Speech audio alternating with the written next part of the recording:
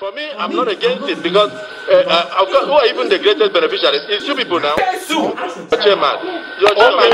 To that question, what is the benefit that the National Assembly is? Are you asking me the benefit of National Assembly? Yes, you just said. I just told you that we have record to show that most of the contracts in NDDC are given out to members of National Assembly, but no, you don't know about it. Jesus You is Lord. Don't tell me it's okay. Don't tell me it's okay. It's not okay. No, it's okay. It's okay. Don't tell me it's okay. Don't tell me. You have to expose. You have to expose yourself. You are the one that invented me here. You invented me here. Off your mic. I need to talk about this. Most of the contracts are given out to you people. We must expose what needs to be exposed. Let me speak. It's okay. Coco. Don't tell me it's okay. It's not okay. It's not okay. You invited me here and was speak my mind.